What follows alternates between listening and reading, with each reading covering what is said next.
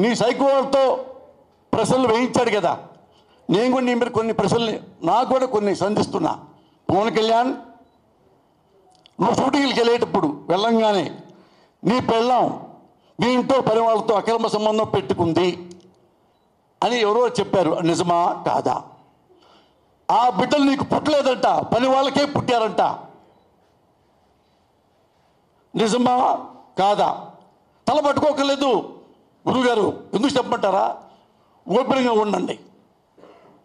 ఇక్కడ నా భార్య సమస్య కాదు, ఇది నాగరికత, సంప్రదాయం, సంస్కృతి, విలువలు. ఇది అక్కడికే సబ్జెక్టు.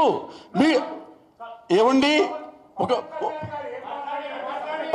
ఆగండి, ఏమండి వినండి, మీరు జర్నలిస్ట్ అయినప్పుడు నేను ఆగండి సార్, ఆగవయ్యా, నువ్వు చాలా తెలియగలవాడు, ఏం చెప్తా. వ్యక్తిగత నేను డివైడ్ ఇష్టంటాను, డివైడ్ అవుతానా? ఇది చెప్తాను. ఏమయ్యా, ఒక పార్టీ వినండి సార్, ఇదే సబ్జెక్టు. ఒక రాజకీయ నాయకుడు పార్టీ పెట్టిన వాడు ఆడపిల్లల గురించి, భార్యల గురించి, మానభంగాల గురించి మాట్లాడతారా? How shame on you. ఇది వ్యక్తిగత విషయమా? మానవత్వ విషయం. సమాజంలో ఉంటున్న భార్య. ఈ నారా చంద్రబాబు అనేవాడు 2014లో 600 హామీలు ఇచ్చాడు. పెద్ద చూడండి, వస్తుంది మీకు నెట్లో, పెద్దది 600 హామీలు. అది ఇస్తా, ఇది ఇస్తా, I can bring the stars from the sky. ఆకాశం నుంచి చుక్కల్ని మీకు తెచ్చిపెడతాంటాడు వీడు, ఈ రాసుకెళ్ళాడు.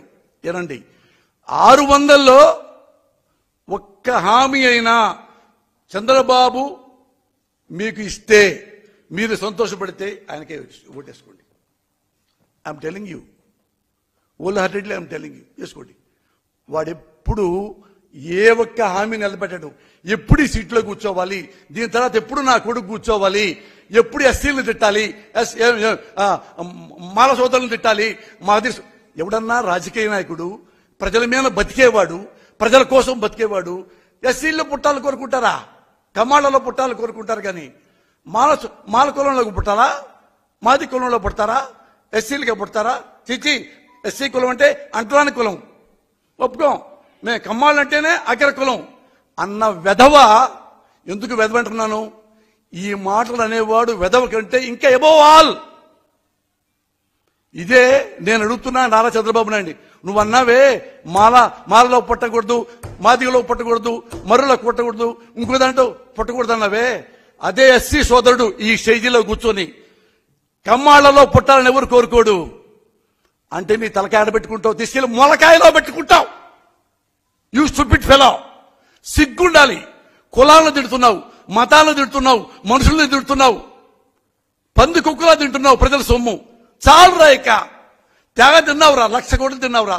నువ్వు నీ కొడుకు మొత్తం వెళ్ళిపోయి 10 ఏళ్ల పాటు 20 ఏళ్ల పాటు ఏ దేశంలో వెళ్ళిపోండిరా తీర్థయాత్రలకి. ఆంధ్రదేశంలో మేము సంతోషంగా బతుకుతాం. ఇప్పుడు ఆంధ్రప్రదేశ్ రాజకీయాల్లో భర్తల్ని మించిపోయిన గొప్ప రాజకీయ నాయకురాళ్ళని మనం ఇప్పుడు చూస్తున్నాం. లేటెస్ట్ గా వాళ్ళు ఎవరంటే అత్తా కోడళ్ళు, అంటే భువనేశ్వర్ గారు, బ్రహ్మిణి. నాకు చాలా షాక్ లో ఉండిపోయాను. ప్రజలకు చెప్పుకుంటున్నాను నేను. ఎవరైనా ఇప్పుడు నేను ఒక ఏదో పని చేస్తే, ఒక మర్డర్ చేశానా, ఒక భూ కబ్జా చేశానా, బ్యాంకులో లెగ్గొట్టానా, అప్పుడు నన్ను జైల్లో పెడితే మా ఆవిడ you have to face it అంట. నేనే కాదు, ఎవరైనా సరే, ఏ ఇళ్ళైనా మీరు తప్పు చేశారు కదా. కానీ ఇక్కడ ఈ రాజకీయ నాయకురాళ్ళు లేటెస్ట్ గా పుట్టుకొచ్చారు ఆంధ్రప్రదేశ్ లో. మా ఆయన నారా చంద్రబాబు గారు ఎంతో ఉత్తముడు, నిజాయితీ పరుడు. ఆయనకేం అవసరం అండి కాజేయటానికి?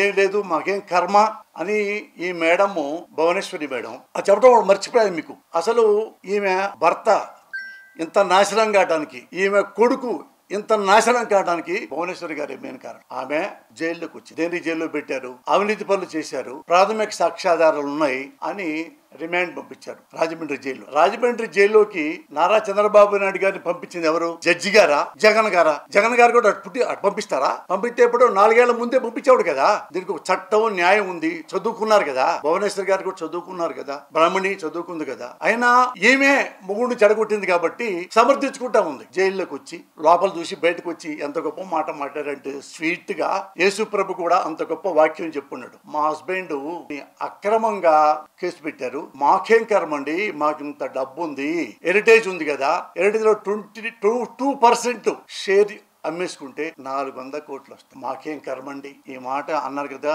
ఈ మేడము. ఇదే నేను అడుగుతున్నా మేడంని, ఏమండి ఎప్పుడైతే వచ్చి కాళ్ళకి దండం పెట్టాడు ఆ తర్వాత మీకు తెలుసు వెన్నుపోటు పడవటం, కుర్చీ లాక్కోవటం, చెప్పుతో కొట్టడం, ఇవన్నీ దూరంగా చూస్తూ భువనేశ్వర్ గారు ఎంజాయ్ చేయటం. ఈ పర్పస్ ఏంటి? అమ్మయ్య మా నాన్న బయటికి వెళ్ళి కొట్టాడు. మనోడు చంద్రబాబు కొడుకు కదా, వాళ్ళ అయ్య సొమ్మిడిది కాదా, వాళ్ళ అమ్మ సొమ్మిడిది కాదా, వాళ్ళ భార్య సొమ్మిడిది కాదా, కుటుంబ సభ్యులు కొనుక్కున్నారు అక్కడ హెరిటేజ్.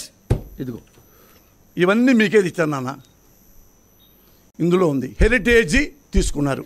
ఇక్కడ ఇదే ఏరియా కొన్నవాళ్ళు అమ్మిన వాళ్ళు మొత్తం ఉంది. ఇందులో మా నాన్నతో నా సంబంధం ఏంటి?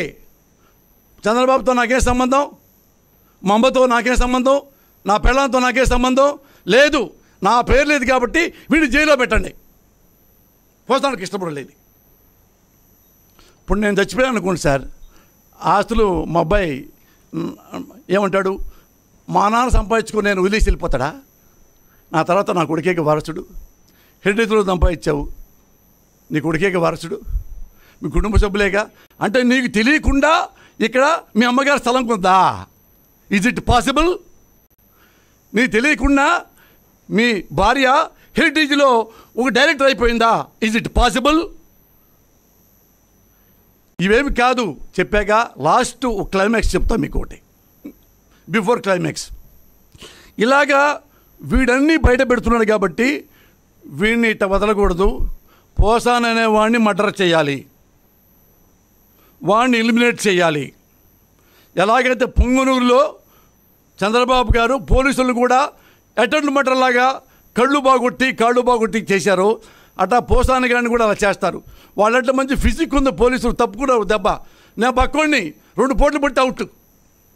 3వ రోజు ఏమంటాం, ఓ రోజు బాధపడతారు, మీరు అరే పోసారి పాపం మంచివాడు చచ్చిపోయాడు రా అంటాం. 3వ రోజు అతనికి ఏం జైలు శిక్ష పడదు, కోర్టులో ఏం కాదు. వాళ్ళ నాన్న ఉన్నాడు కదా, ఏ వ్యవస్థనైనా అప్పే నాకేస్తాడు, ఏ వ్యవస్థనైనా. చంద్రబాబు తెలుసు కదా మీకు, అతని మీద ఎప్పుడన్నా కేసు పెట్టి జైల్లో ఉన్నాడా? 16-17 కేసులుంటే అన్ని సేలే. ఇద్దరు అత్తాకోడాళ్ళు, ఈ అత్తాకోడాళ్ళకి తెలుసు నువ్వు ఎలా తిట్టావు. వాళ్ళు ఏమన్నారు, మా ఆయన మంచోడు అని ఆమె, మా ఆయన ఇంకా మంచోడు అని ఈమె. ఢిల్లీ పారిపోలేదు, పని కోసం ఇచ్చాడని బ్రాహ్మణి.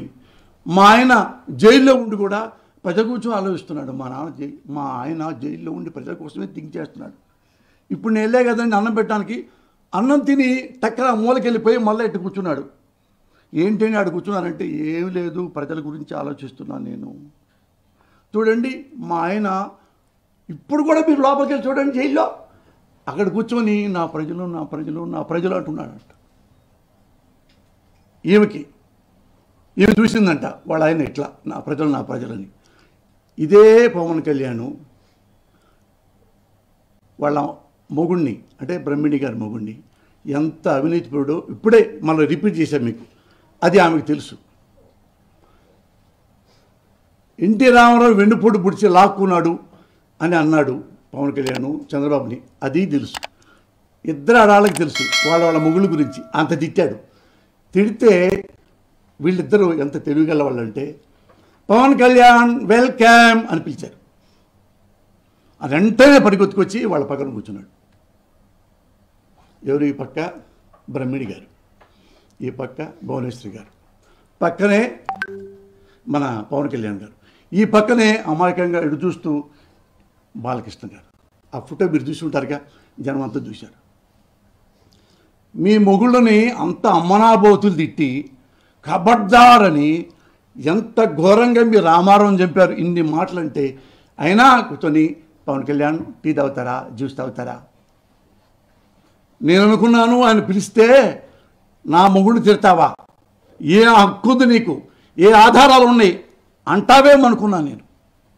బ్రహ్మిణి అయితే ఇంకొంచెం అగ్రెసివ్గా ఉంటుంది కదా, చిన్నమ్మాయి కదా, నా హస్బెండ్ని ఇలా అంటావా, కబడ్డారంటావు నువ్వు, ఇన్ని క్వశ్చన్లు వేస్తారనుకున్నా. అవేమేలా పవన్ కళ్యాణ్ మా ఆయన చాలా అవినీతిపరుడు బలి చెప్పావు. పవన్ కళ్యాణ్ మా ఆయన చంద్రబాబు నాయుడు పెద్ద దొంగ, మీరు భలే చెప్పారు పబ్లిక్ లో.